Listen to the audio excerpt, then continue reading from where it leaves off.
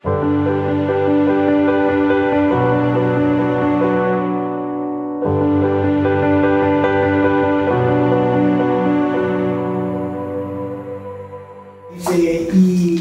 la verdad que esta es una ocasión muy linda porque este proyecto de homenajear a nuestra querida Ducho lo estamos planificando desde hace un tiempo. En puridad, como se dice, queríamos hacerlo cuando se cumplían 90 años de su nacimiento. Y bueno, por diferentes razones lo fuimos postergando. Increíblemente también lo quisimos hacer por la presencia de Enrique Iglesias, que como ustedes saben viaja mucho y es amigo de la infancia de Ducho. Entonces lo insólito es que pudimos concretarlo a Enrique para esta tarde, pero hoy me confirmó que estaba una neumonía. Entonces bueno, se está guardando, así que no podemos contar con él. Pero ya le mandaremos el video de este encuentro. Les quiero decir que esto es autoservicio, basta con que se paren y se sirven ahí, hay café, leche de té y jugos y alguna cosita de comer. Ustedes se sirven cuando quieran. Acá tenemos bueno, la felicidad de contar con Mariana Weinstein, nuestra directora nacional de cultura, con Sergio Puglia, que aparte de ser comunicador y ser autoridad dentro de la Comisión de Cultura del Partido Nacional, conoció muchísimo a Ducho, entonces seguramente nos va a contar alguna historia. Y muchas gracias, ministro, y a Fernando Sveig por estar con nosotros en este día de hoy. Y bueno, y concretamente, yo, si quieren, empiezo por una pequeña semblanza de esta mujer que realmente tuve el honor de conocer. Estaba pensando en estos días que la vi haciendo Madre Coraje, nada menos, con el teatro ¿se acuerdan del grupo de teatro del sur? Se llamaba. Sí, el Odeón. El grupo que dentro del Odeón funcionaba como una especie de elenco oficial ministerial que después no continuó, pero que fue una experiencia impresionante. El poco tiempo que tuvo Taco Larreta y Jorge Abondanza, miren qué nenes les estoy hablando, que estuvieron a cargo de ese grupo, hicieron cosas inolvidables y bueno, y allí la vi en Madre Coraje y después la vi en algo que la habremos visto muchos de los que peinamos canas acá, que fue Mano a Mano, ¿no? Mano a Mano, ella la estrenó con don Alberto Candó en el Teatro del Notariado, me acuerdo como fuera hoy, y después la siguió haciendo, fallece Candó y la sigue haciendo con Rubén Yáñez, nada menos. Primero con Nubel Espino, tenés razón. Bien, acá tengo la conciencia crítica, y realmente con Mano a Mano hay increíblemente, está en YouTube una grabación de lo que para mí es el mejor momento de Mano a Mano, que es cuando Ducho dice un cuento que escribe su marido, Carlos María Gutiérrez, que se llama La Noche de la Cocina, en el cual se relata cómo Cátulo Castillo le va diciendo la letra de un tango a Pichuco, y Cátulo muriendo. Entonces es como un tango póstumo. Entonces Ducho narra eso que está grabado y se encuentra disponible en YouTube, y al mismo tiempo que lo van narrando se escucha el bandoneón, que si no recuerdo mal era Edison Bordón, no me acuerdo de quién era el bandoneonista, que toca la melodía del tango de Vamos, vení de nuevo a las 12, vamos que está llegando Marquina, que es el tango que estaban componiendo en esa llamada telefónica final. Es una hermosura ese cuento, y se puede escuchar todavía hoy la voz de Ducho pronunciándolo y cantando el tema como remate, algo impresionante. Y bueno, ¿qué más decirles? Yo, si querés, voy a un tema más de Ducho que me impresiona mucho, que es cuando ella trae de un estreno que hizo en Venezuela, lo llega a hacer en el Teatro del Anglo, en Montevideo, unos textos de Beckett que eran irrepresentables, porque la idea de Beckett, como todo Beckett, es innovar, transgredir en la escena, e inventó un monólogo que la actriz dice solo con su boca y todo lo demás está tapado, o sea, es un telón y una boca de una persona que dice el texto. Entonces, bueno, hay allí un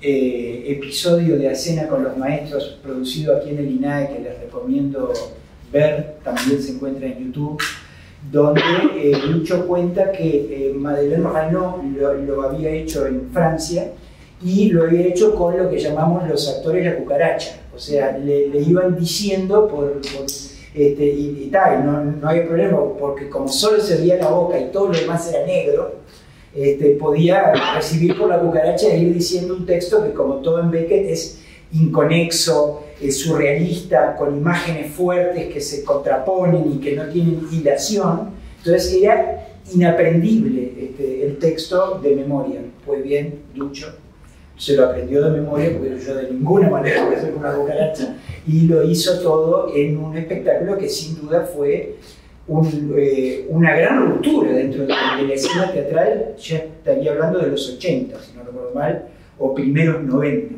¿no? Así que bueno, esos recuerdos tenía por delante, y si querés... yo quiero saludar y después vamos a lo que tienen los recuerdos. Tranquilo, despacio, no, porque creo que quiero saludar justamente y dejarles el tiempo para escuchar sobre Lucho Sfer, pero sí relatarles algunos aspectos que me parecen dignos de destacar, ¿no? ¿Por qué estamos recordando a alguien como Lucho Sfer? El teatro tiene algo especial, no quiero verlo como una carencia, pero el teatro es efímero, no es como el cine, que queda un material. No queda nada de la verdadera experiencia del teatro, incluso de cada obra que hacemos, de los ensayos. Una vez que baja la obra, no queda la verdad de ese momento, la convivencia con el público, el trabajo con los actores, no queda nada. Y eso es muy interesante, digo, no es negativo lo que estoy diciendo, pero ¿por qué es importante una actividad como esta y todas las actividades que hacemos para recordar, o para que las generaciones que ni siquiera fueron a ver, por ejemplo, a Duccio, sepan de alguien como ella, sepan, la puedan ver en pantalla, en fotos, en fin, hay muchas maneras, los testimonios, como estos que estamos escuchando, es una manera de recordar. Es muy importante recordar, y en el teatro es súper importante recordar, por eso hoy mismo, en este periodo, en este tiempo, en el Canal 5, hay un nuevo ciclo de diálogo con los maestros. Me parece súper relevante, ¿no? Que el INAE es coproductor, porque esos diálogos que se graban, bueno, son un testimonio que queda. Y hoy en día, con la tecnología, con la digitalización, con las bibliotecas como la del INAE, o como la de Paysandú, donde inauguramos una biblioteca temática sobre teatro, es importante profundizar. Por eso me gustó mucho esa vez hace años, sí, no sé si fue 2020, cuando hablamos por primera vez con Enrique Iglesias sobre Duccio. ¿Cuándo iba a cumplir 90 Duccio? Que después hablamos contigo que ¿El año pasado? No, el año pasado no, era por lo menos hace 2 años. Sí, puede ser hace 2 años. Okay, sí. Tuvimos una primera reunión con Fernanda que no pudo coger, sobre todo por las agendas de... Sí, que Enrique venía, que digo, bueno, al final lo que estaba todo, no pudo. Sí. Así es la vida. Pero es muy importante el tema de estos testimonios. ¿Y cómo más podemos homenajear a la excelencia en el teatro, que es lo que representa Duccio Sfer? Bueno, creo que también buscando la excelencia en el trabajo del Instituto Nacional de Artes Escénicas. Por eso me vas a permitir, Álvaro, que soy muy modesto y no sé si es una palabra del Instituto Nacional de Artes Escénicas, pero quiero resaltar algunos aspectos porque me parece que es una manera de homenajear a los grandes de nuestro teatro. ¿Qué es lo que estamos haciendo hoy para que el teatro se mantenga vivo, para que el teatro llegue? ¿No? Y quiero solamente resaltar algunos puntos. Por ejemplo, circulación de espectáculos. Tenemos una política muy profunda de descentralización, de que ocurran cosas en el interior del país y no solo en la capital.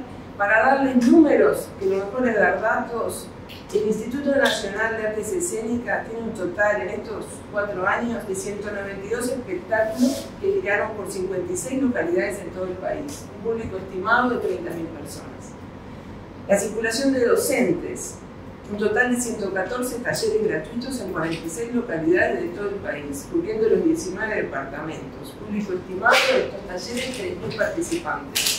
Las publicaciones, que es algo realmente que ha sido un hito de este periodo, de esos libros amarillos y naranjas que se ven por ahí, estamos hablando de 20 libros de dramaturgia nacional y 4 de investigación sobre artes escénicas, 7.200 ejemplares distribuidos en librerías, artistas escénicos, centros culturales y bibliotecas de todo el país, y la red diplomática en el exterior.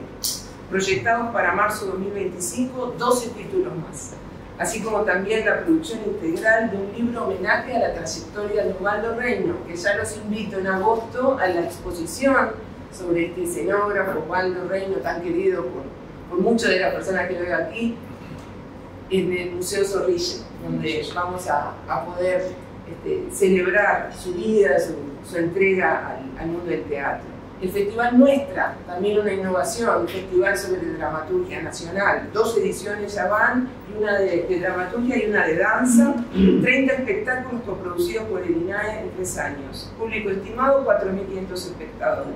Para febrero 2025, una nueva edición con 15 espectáculos más. Acá veo a Diego Silveira del Sodre, consejero del Sodre, que es uno de los jurados que está ahora analizando todo lo que... No, se iba a aprender la noche, se iba a ver baile. La escoba en la puerta y decimos. A ver, va. Les sigo contando. Teatro País. Primera vez que la Bienal de Teatro del Interior se presenta íntegramente en Montevideo. 10 espectáculos, público estimado 1.500 espectadores. Proyectado para segunda quincena de julio de 2024, la segunda edición de Teatro País. Ahora el jueves, todos a la Bá Ferreira, que todos los días tenemos funciones de terror. Además hicieron en el INAE podcast y coproducciones audiovisuales, contribuciones de 3.930.000 para la producción de 6 podcasts y 11 films basados en artes escénicas uruguayas. Además tuvieron siempre una ventanilla abierta de apoyo a las artes escénicas, para proyectos locales y de internacionalización.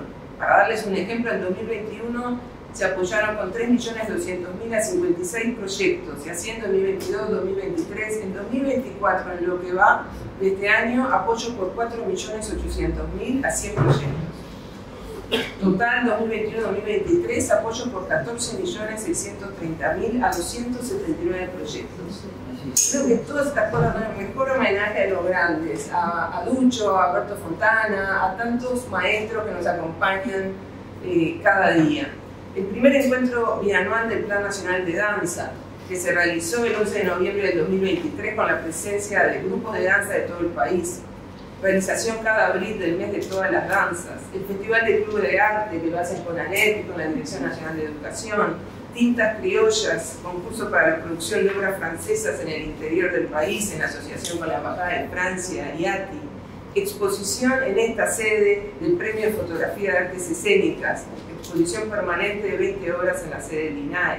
Actividades permanentes, talleres de alta formación profesional, laboratorio de investigación y experimentación, 10 desde 2020 hasta la fecha en la sede del INAE.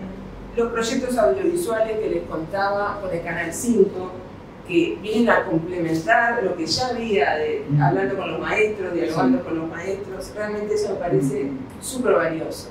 Creo que el INAE está haciendo una gestión moderna, cercana, transparente, republicana, y por eso felicito a todo el equipo, que veo muchos aquí del INAE, los felicito porque realmente es muy importante poder tenerlos como ejemplo de responsabilidad.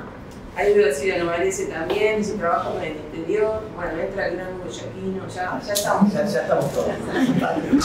Fíjate si podemos conseguirle sillas a los. Claro, agárrense sillas de ahí. No es de teatro llegar tarde, pero tampoco es de teatro a las 5 de la tarde. No es un horario propio, antes de las 10 de la noche, no.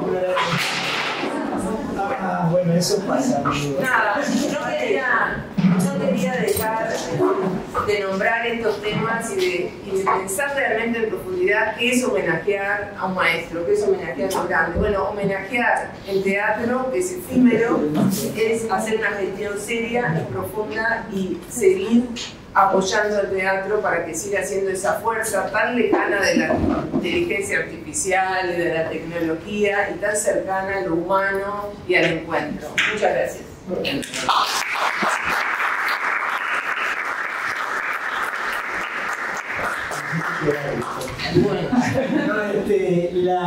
Quería complementar antes que hable Sergio con respecto a las fotos que vemos allí.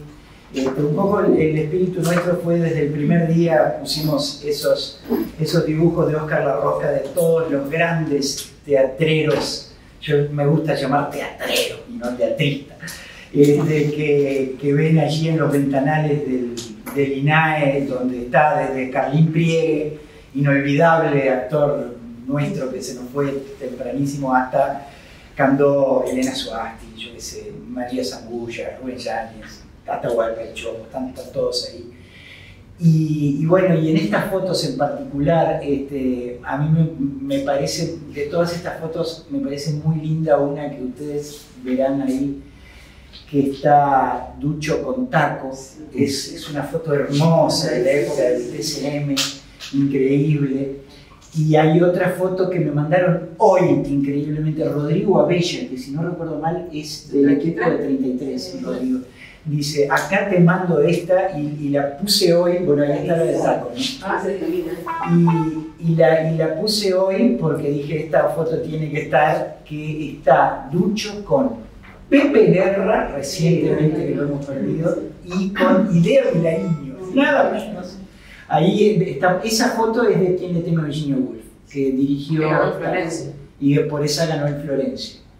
Y enseguida después de esta van a verla con Pepe y con Idea, que es un valor para mí histórico, cultural increíble.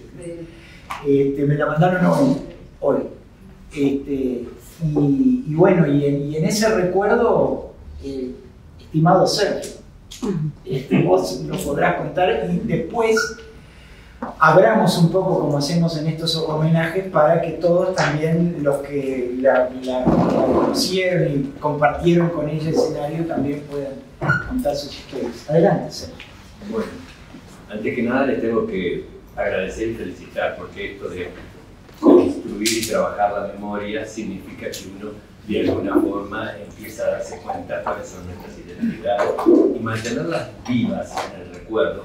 Hay generaciones que no pudieron disfrutar de la presencia de Ducho, ni la de China, ni la de Candó, ni la de tantas, las Estelas, tenemos una todavía, sí. Es decir, que está con nosotros, pero bueno, ese es el momento de gloria del Teatro Nacional, con Gentile y con tanta gente que en definitiva nos fue nutriendo absolutamente a todos y fue contribuyendo a lo que en definitiva fue después en toda América Latina. El teatro independiente era un referente en América Latina y en el mundo, y el Uruguay era un referente de ese teatro independiente. Por eso en la Argentina después nace el Fray Mocho, y el Fray Mocho viene a aprender al Uruguay, viene a saber cómo es, estoy hablando de Oscar Ferriño, viene a aprender al Uruguay para ver cómo es ese fenómeno de la construcción de que un actor venda corbata como Armando Altí en la Ciudad Vieja y después se suba al escenario todas las noches y no gane dinero porque no le importa el dinero, lo que le importa es desarrollar, bueno, esa comunión que significa el convivium del espectador con el teatro a través de los textos y de los distintos personajes. Así que trabajar la memoria me parece que es algo espectacular, como lo hace el pueblo judío. Así directamente no se tropieza con la misma piedra dos veces. Y entonces, conocer además qué somos, porque si nosotros hoy tenemos la suerte de seguir siendo un país con un movimiento teatral fuerte, estupendo, poderoso y talentoso, es porque también hubo gente que se puso las camisetas y construyó este camino. y esos que nos precedieron, esos que le dieron el inicio, bueno, hay que reverenciarlos, hay que recordarlos de forma permanente. Lucho comenzó estudiando en club de teatro y después en la Escuela Municipal de Arte Dramático. Y después se transformó por talento propio. Empezó su hermana primero, después ella. Y directamente, bueno, el rey se enamora, se va y abandona la carrera. En un momento dado de mi vida, cuando yo volví al país en el año 84, el rey estaba acá, y entonces en casa yo cocinaba, Lucho recitaba, el resto sobrino también recitaba y Israel cantaba. Y eran unas noches inolvidables. Les aclaro que yo me estoy poniendo viejo y que cuando empiezo a recordar un montón de cosas a veces me pongo a llorar. Así que les aviso por las dudas que esa es una cosa que me está pasando últimamente, gracias a Dios, porque significa que estoy vivo y que todavía me puedo conmover. Bueno, la cuestión es que yo tenía exactamente, había salido del liceo y entraba en preparatorios en el Instituto Alfredo Vázquez Acevedo, donde además mi padre trabajaba al lado del secretario general de esa institución, que era Enrique Carlos Sena, y bueno, como él trabajaba en la enseñanza secundaria, yo estaba haciendo preparatorios para Derecho y Notariado, y él tenía una relación de amistad muy, muy tierna, de admiración con la señora Darsfer, que ahí era profesora de inglés. Y además, en esa misma época, en el Instituto Alfredo Vázquez Acevedo, una de las profesoras de literatura que acaban de nombrar, la señora Idea Vilariño, también estaba ahí. Y él conversaba con ellas cada vez que llegaban a la sala de profesores. Yo estudié los años de preparatoria, ingresé en facultad, y cuando ingresé a facultad y empecé con los 18 años, pude concursar para entrar en la enseñanza secundaria, y entré en la enseñanza secundaria en el Vázquez Acevedo, y ahí fue donde directamente aquella mujer que me había conmovido, admirado, que yo era verla y sentirla y escucharla, era una maravilla. Bueno, tuve la suerte de verla ahí, tenerla todos los días que venía a dar clases para pedirme a mí, como yo no era cripto, sino que era un empleado administrativo, la libreta para pasar la lista. Y ahí empezaba yo, después de mi padre, a conversar y a conocer mejor a Darsfer, a Lucho. Y ahí se transformó en una presencia en mi vida que, bueno, fue hasta su fallecimiento. Y lo más increíble es que las circunstancias de la vida nos llevaron no solamente a que tuviéramos una fuerte relación afectiva en Montevideo, sino que cuando ella se va para Buenos Aires, yo también me voy a Buenos Aires, y Lucho empieza a hacer cosas en Buenos Aires. Me acuerdo que un día me contó, para que vean el concepto de los artistas de aquella época, hacer televisión era mala palabra. Y entonces ella había hecho las experiencias en Canal 4, que se llevaba un ratito con lo de 4 con Telusa, y que era un éxito brutal, pero nunca estaba conforme porque decía que no tenía suficiente ensayo y que era mucha morcilleo y mucha improvisación, y que a ella la televisión no le gustaba mucho. Cuando llegó a Buenos Aires y no tenía trabajo, un día la llama Darío Vintori, y nunca me voy a olvidar, le ofrece hacer una gira con ella y hacer una cosa en televisión. Y ella dijo, ¿yo televisión? ¿Otra vez me persigue ese aparato siniestro? Yo no voy a hacer televisión.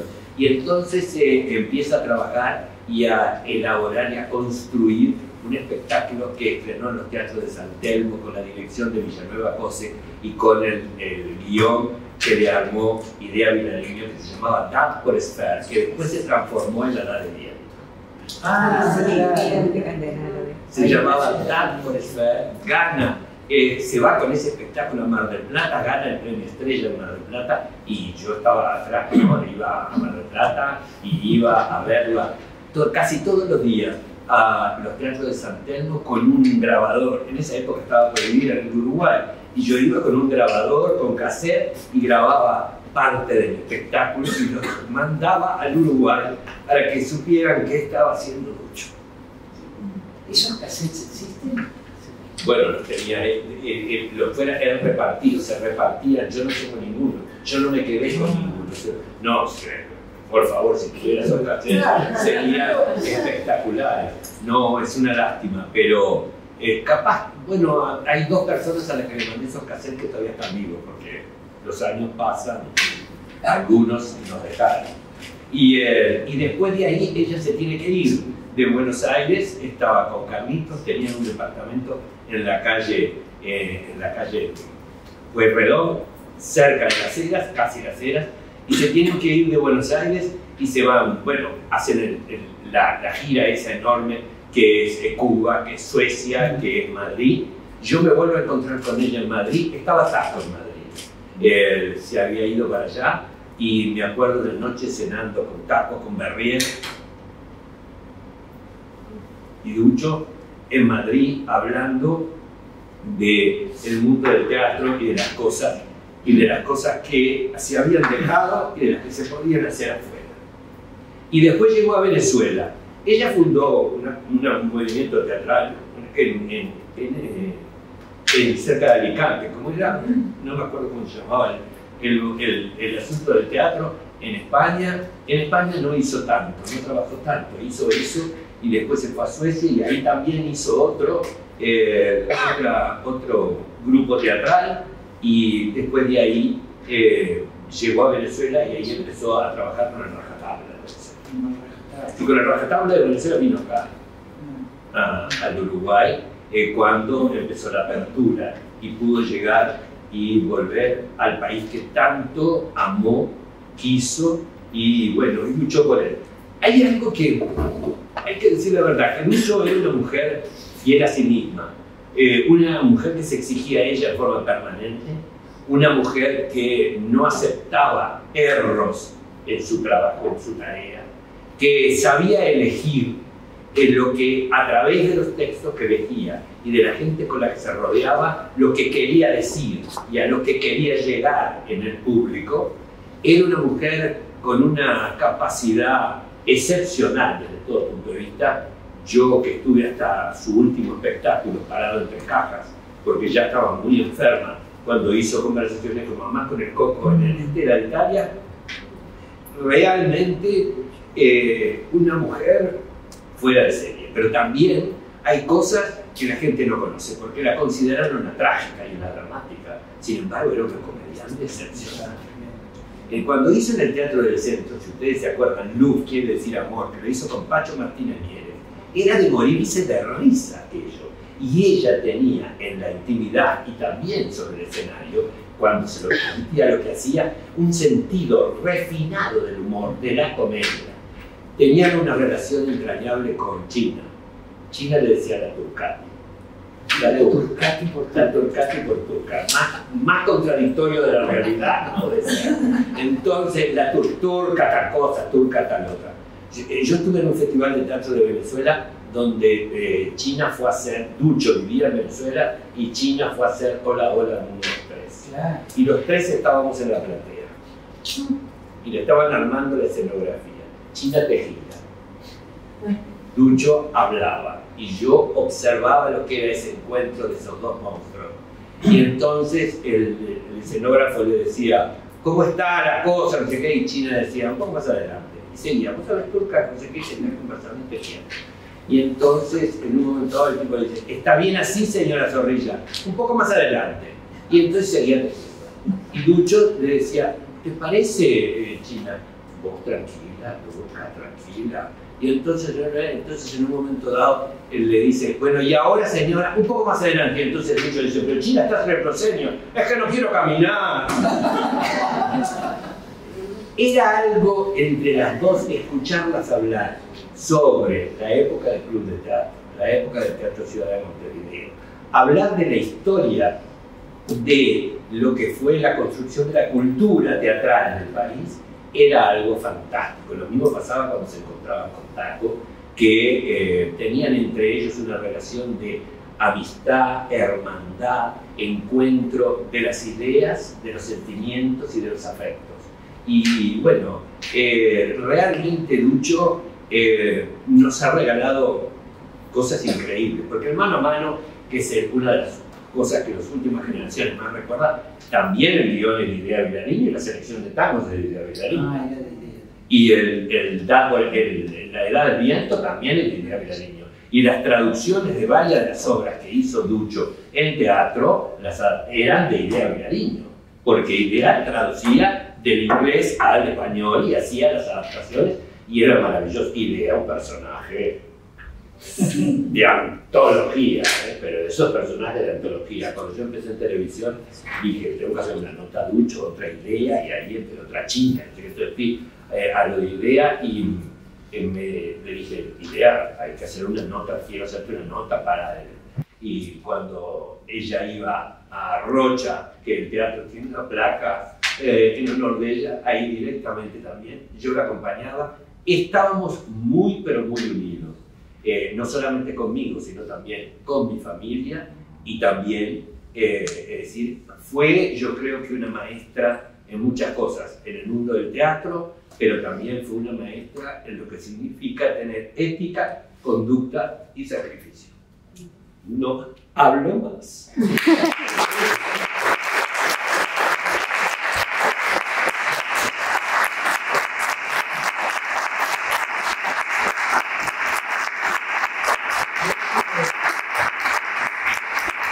Si les parece, este puede ser un buen momento, no sé si Danisa estás ahí, para ver un video que yo corté elegí 6 minutos de escena con los maestros que hace Duccio, que tiene anécdotas muy lindas. A través de lo cultural se puede lograr muchísimo. Ay, no, la gente no va al teatro, no va nadie, no puede pagar la entrada, etcétera. Mentiras, mentiras. Hay que hacer las cosas bien, adecuadamente, que puedan ir, que puedan pagar una entrada simbólica, que se pueda hacer en una plaza, que se pueda hacer en una calle, pero manifestarse, comunicarse y crear una solidaridad que uno no se puede imaginar hasta dónde puede llegar. Pero tenemos otro privilegio fantástico, y es que en el teatro, sobre todo los actores, no lo puede hacer el director, ni el escenógrafo, ni los tramoyistas, ni nadie más que los actores. Somos los únicos que tenemos el privilegio de estar cara a cara con el público, mirándonos a los ojos, si tenemos luz, si tienen luz ustedes, cosa que me gustaría que cada tanto pudiera verles las caras. Pero ese privilegio nos hace vivir las cosas de otra manera, es único.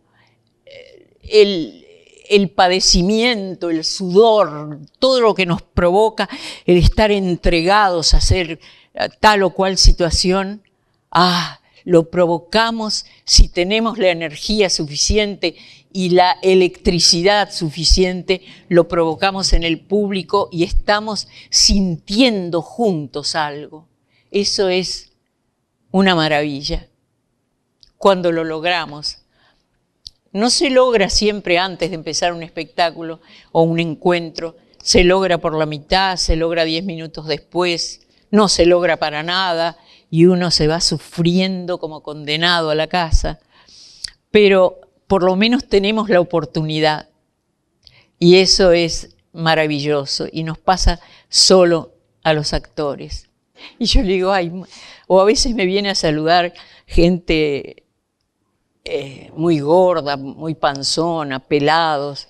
Me dice, ay, profesora, yo fui alumno suyo en el año 57. Digo, ay, por favor, hable más bajo, que todo el mundo lo está oyendo. Porque yo quedo como el demonio. Si yo era profesora de él y todo el mundo empieza a calcular, a ver, es muy cómica toda esa historia. Pero bueno, estoy viva y seguiré haciendo teatro mientras pueda.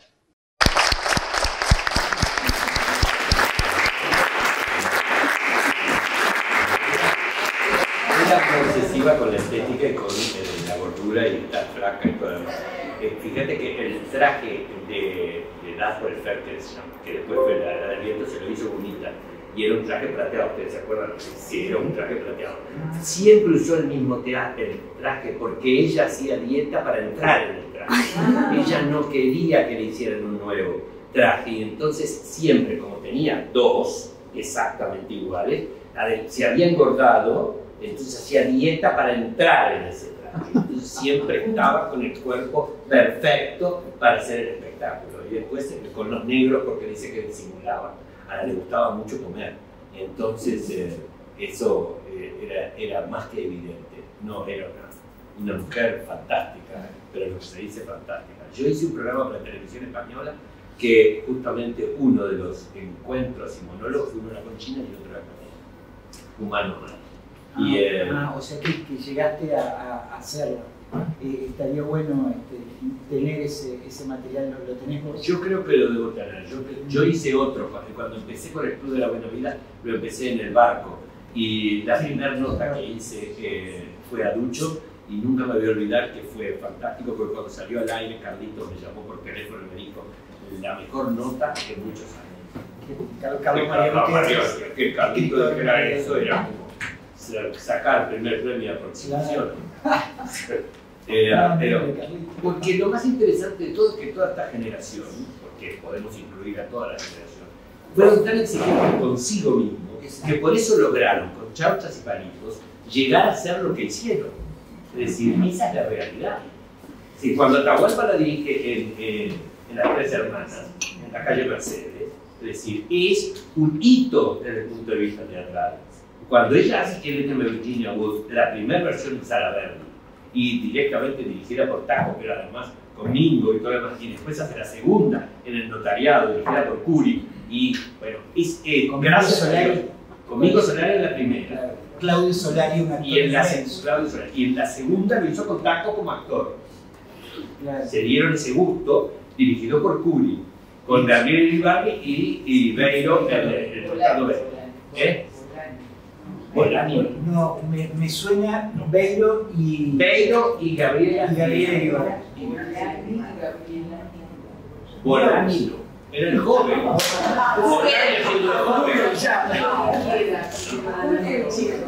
Yo les quiero decir que invité también a Gabriela Iribarri, recordando que había trabajado con ella. Gabriela Iribarri era la hija en Madre Coraje en el Odeón. Debutó. Exacto, ahí debutó Gabriela. Y después hizo la segunda parte cuando se reencuentran realmente es en esa gira que tengo en Virginia Woolf en el notariado. Yo la tenía con Beiro también, pero la maestra no es Manzano. Porque ese año que estaban todos nominados para Florencio, lo ganó Gabriela Iribarri como actriz secundaria, José Bolani como actor secundario, y Ducho lo perdió conmigo. Porque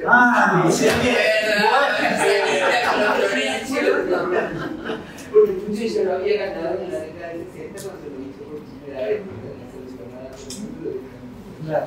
No, yo quiero decir justamente con la presencia de Susana acá, que apoyando lo que dice Sergio, ¿no? Que de alguna manera, la pucha, son generaciones, no te voy a pegar a la generación de Ducho porque yo soy muy menor, pero son generaciones de un nivel de exigencia y también de un nivel de experimentación y de transgresión que muchas veces veo caras queridas que recién ahora las veo acá, que también marcan todo un desafío para las nuevas generaciones, porque a veces cuando uno ve, me pasó hace un tiempo, un desnudo en el escenario, y entonces decís, uy, qué bárbaro, qué transgresor, qué genial hacer un desnudo en el escenario. Esta señora que está acá presente hizo Desnudo el Hamlet, dirigida por Alberto Restucha, creo que durante todo el espectáculo, no lo vi, o sea que nunca te vi desnudo. Eso te dice a mucha gente, pero no estaba desnudo. Tenía un bikini blanco, bueno. de Ay, pero mucha gente se decía, ay, aclarado el punto. Pero te digo una cosa, defendiendo a las nuevas generaciones. La época de esa generación, el teatro, el espacio de ocio que tenía la sociedad, el teatro tenía un espacio central en ese espacio de ocio. Hoy el que hace teatro está compitiendo con muchísimas cosas que antes no estaban. La gente hacía tres cuadras de cola para ver una obra de teatro independiente acá en este país. Y ahora cuando uno dice ¿qué hago el sábado? Tiene 80 posibilidades. Entonces, quiebro una lanza por las nuevas generaciones que hacen teatro hoy. Porque también tiene un nivel de compromiso. Lo que pasa es que la vida cambió, las necesidades económicas del ciudadano cambiaron. Berto siempre decía, Berto Fontana, no vivimos del teatro, vivimos para el teatro. ¿Ah? Pero bueno, Roberto iba al banco, era bancario y después iba a hacer teatro.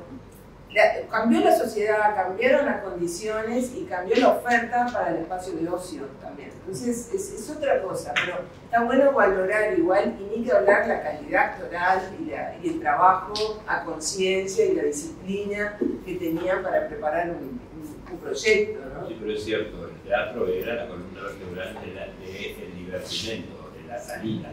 El teatro, los conciertos, todo ese tipo de cosas, porque la televisión empezó mucho después y el atractivo tampoco fue tan inmediato porque no todo el mundo tenía el televisor, así que había que reunirse en la casa de aquellos que no tenían.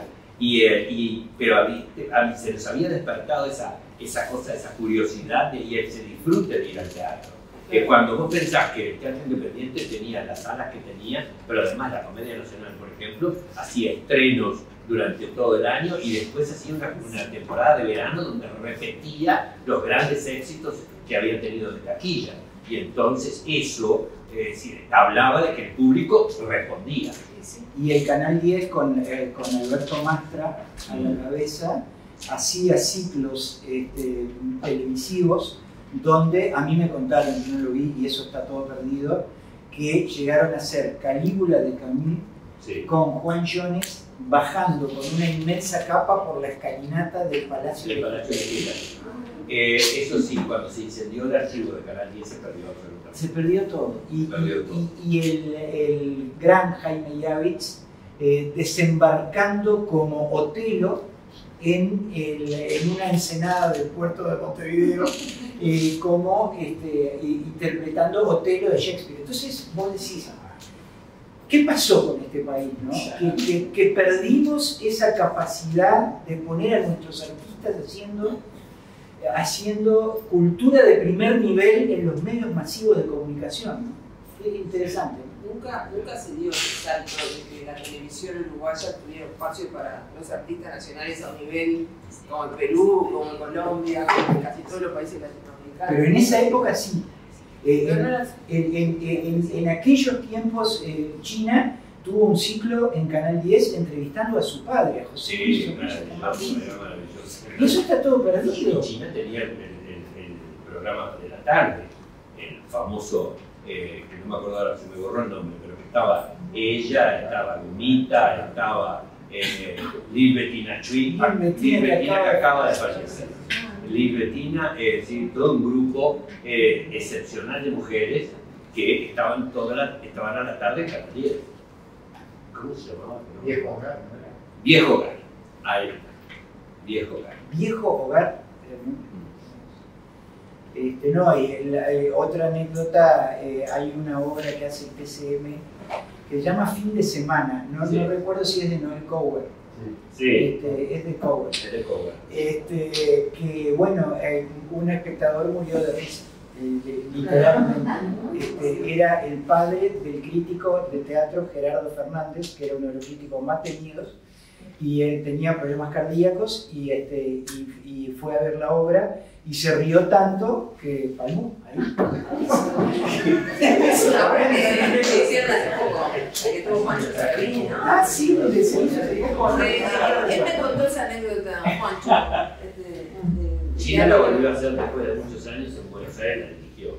Se la puso en el Regina y fue cuando hizo debutar como actriz a la hermana de la Belén, como se llamaba, Norma Pons. Norma Pons, claro, que después hizo una gran carrera. Claro. Después hizo una gran carrera junto a Agasalla.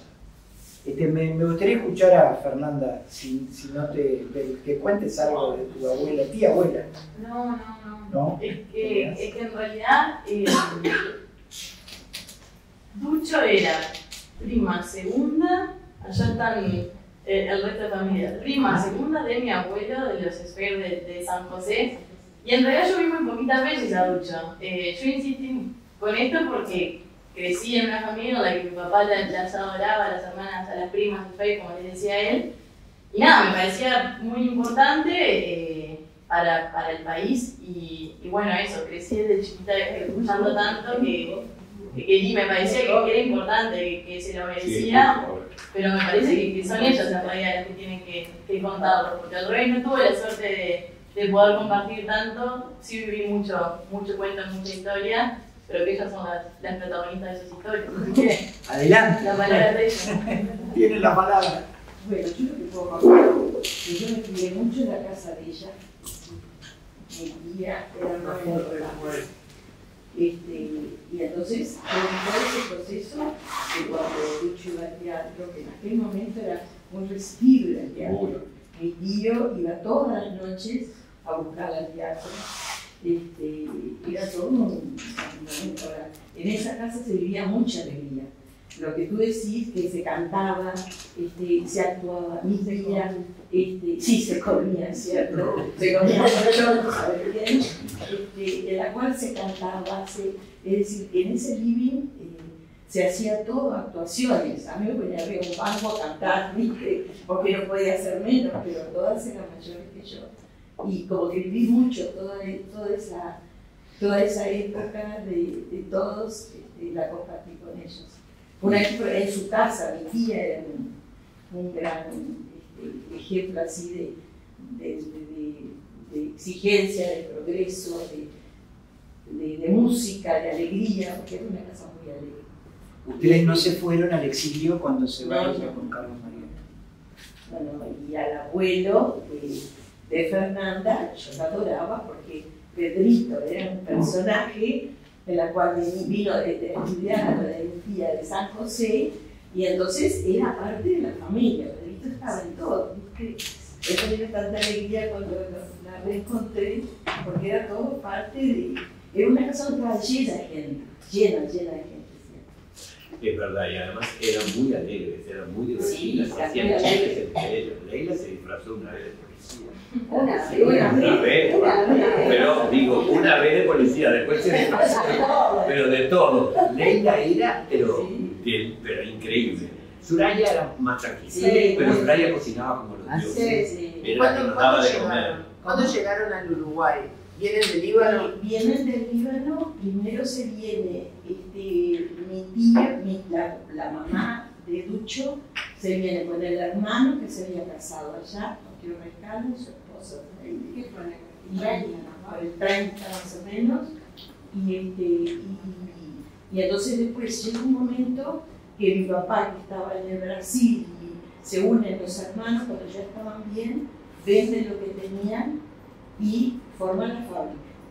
Entonces se juntan los tres hermanos, que mi papá era Emilio, el menor de todos, Tío Rescaldo, que era el mayor, que lleva 20 años, y Tío Tutica, y tía Lina, que era casada con José Sfeir. Y fueron a San José a vivir. ¿Cómo? ¿Se fueron a San José? No, San Martín. Mira, nosotros somos primas hermanas de Ducho. Sí. Ella es Sfeir, nosotros somos Claro, San Martín 32-26. Ahí se crió Ducho. Bueno, y ahí estaba Enrique Iglesias también. Seguro. Bueno, yo le voy a contar una cosa de San Martín. Yo era chica y aquel fondo estaba siempre llena de gente y Enrique le tenía su banda. Y siempre eran chistes y chistes y chistes. Entonces, en un momento hablar de la historia, cuando regalaban las botellitas de Coca-Cola chiquitas en una cajita, porque ahí por San Martín era la fábrica de botelladora de Coca-Cola. Y entonces era toda una novedad Coca-Cola. Y entonces Enrique había tomado Coca-Cola y me largó por la nariz. Y yo, que era chica, le puse: Enrique, fabricás Coca-Cola. Entonces, cuando pasan los años, Enrique, lo que es Enrique, yo digo: viste, Enrique, yo te veía de un hombre de fortuna.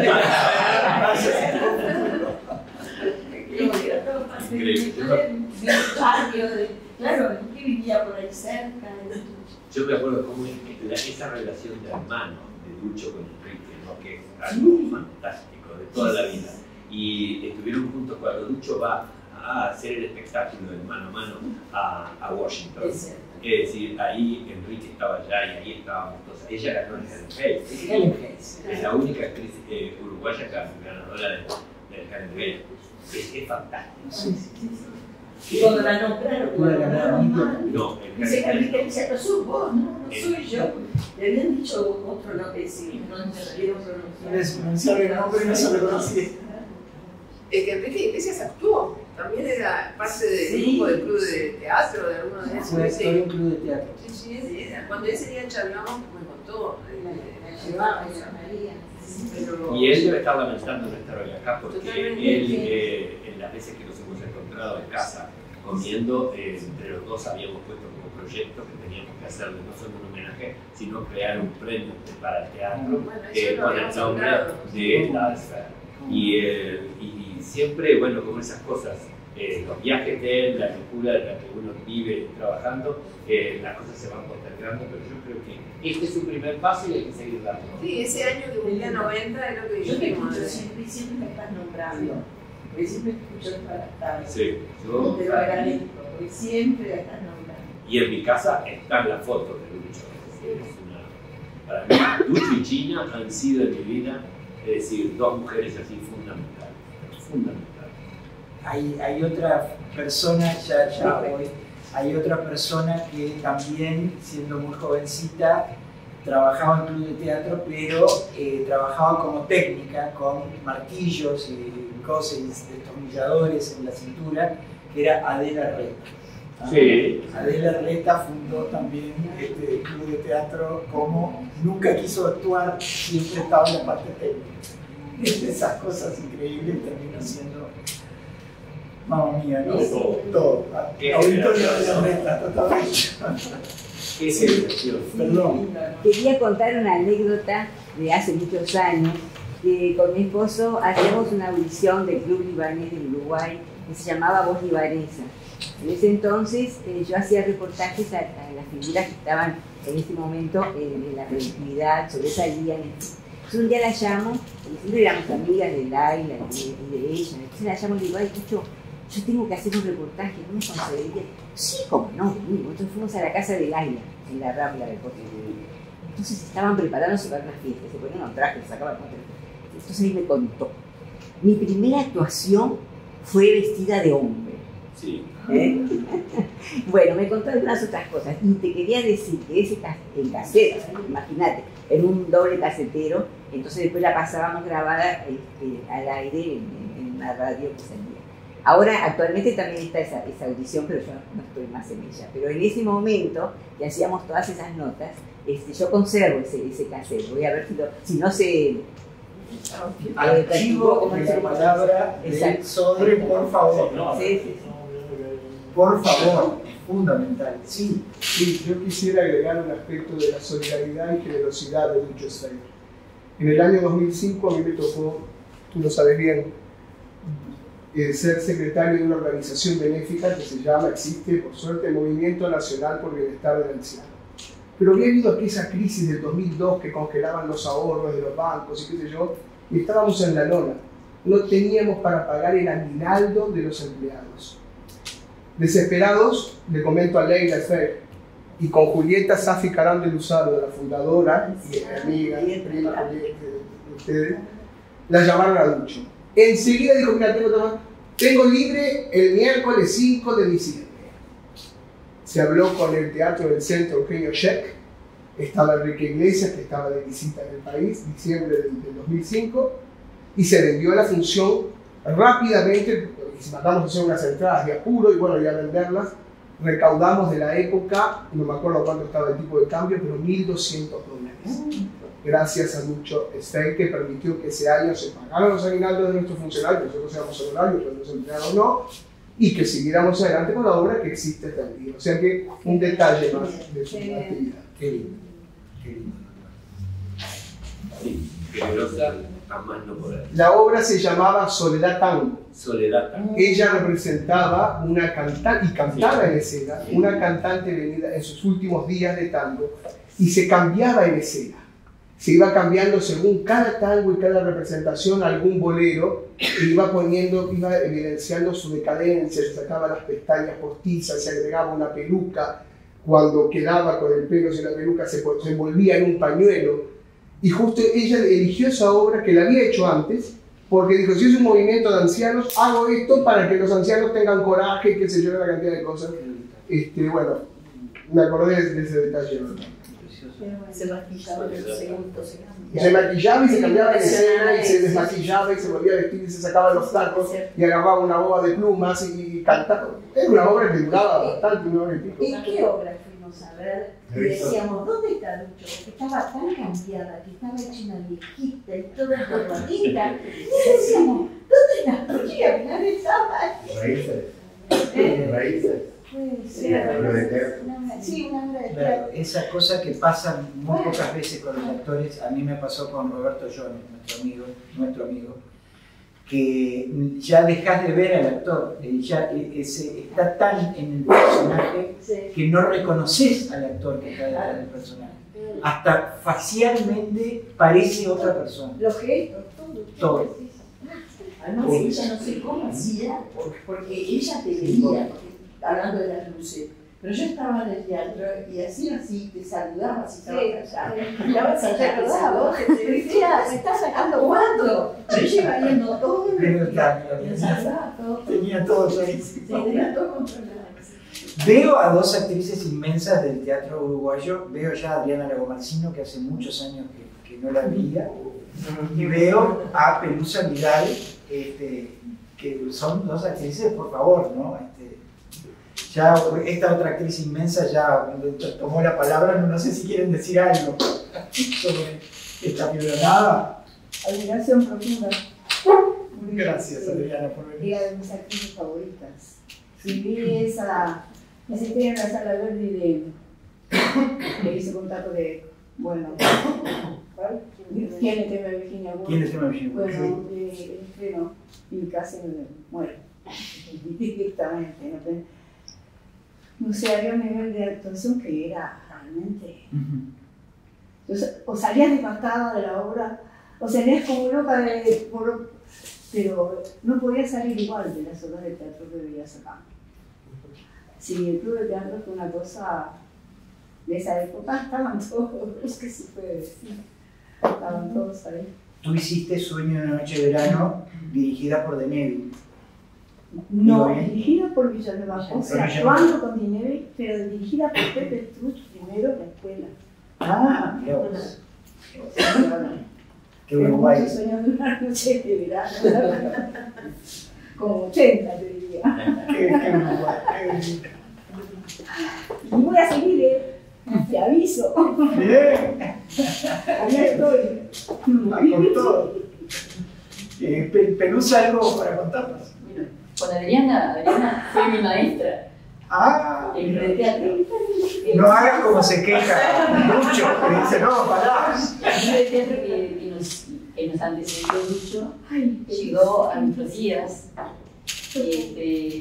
pero yo acompañé a Lucho mucho en los últimos tiempos en el Teatro Victoria. Exacto. Donde ella tuvo un pequeño refugio de mucho amor, porque realmente la queríamos tanto, con su entrañable amigo Jorge Curi, que para nosotros era un maestro, y la acompañamos muchísimo en todo lo que ella quiso hacer.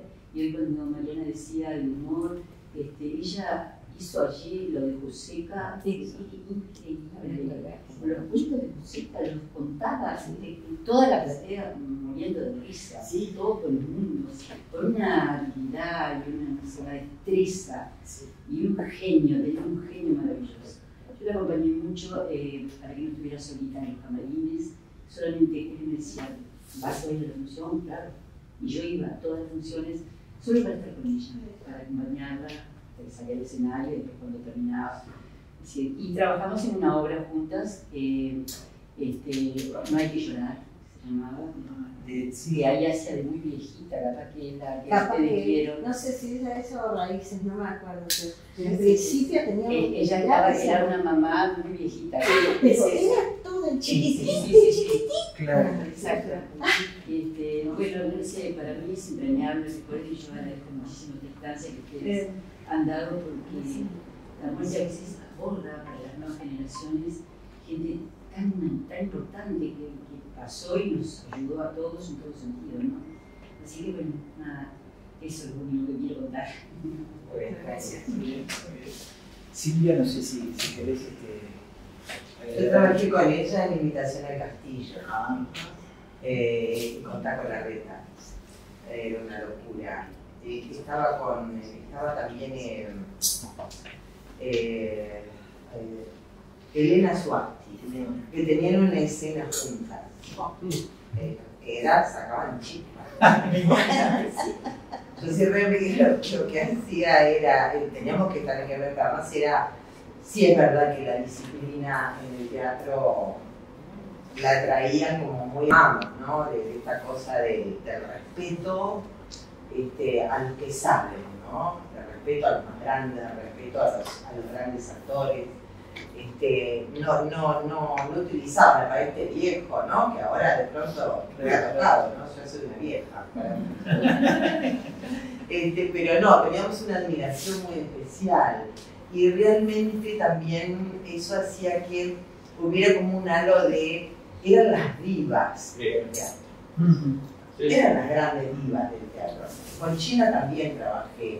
Y diva en ese sentido de la disciplina, de esa personalidad que vos veías y decías, si esta mujer se va a desdoblar después en todos esos personajes, sí.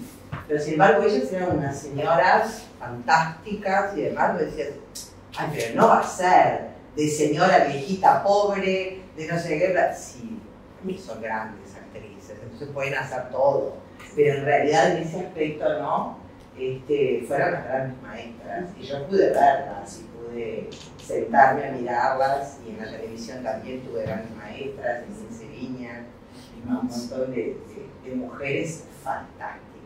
Y hablo de mujeres porque los hombres tenían otras oportunidades. Tal vez la mujer todavía en el teatro como que costaba más el reconocimiento hacia las mujeres, como grandes divas. Pero realmente lo pude vivir y pude aprender de ellas. Lo que pasa es que también cada una de estas figuras que nos estaban nombrando vivieron una etapa muy fermental del movimiento teatral. Si uno se pone a pensar que la primera versión que vimos de La Dama del Perrito la hizo Ducho, dirección Sergio Trami. ¿Y quién se olvida de aquel monólogo final? Mozo, más champán, la señora va a llorar. Cuando uno se piensa en la Dorotea, en el Odeón, que hoy ya no lo tenemos como teatro, bueno, sí, lo tenemos. Volvió. Sí, volvió. En el Odeón. Taco Larreta dirigiendo, Daniel Biglietti en la música, Leonor Álvarez en uno de los personajes, de Estela Medina y Ducho. Claro. Chao. Era una cosa que vos decías, era un acontecimiento ese año de los Florencios, cuando se entregaron los Florencios había medio teatro que gritaba Ducho y medio teatro que gritaba Medina, a ver quién se llevaba el Florencio, se había dividido en bandos. Es decir, nos hicieron vivir de alguna forma, tanto Taco como director y como actor, es decir, momentos que son inolvidables en lo que es el camino del mundo del teatro en el país. Esa es la realidad.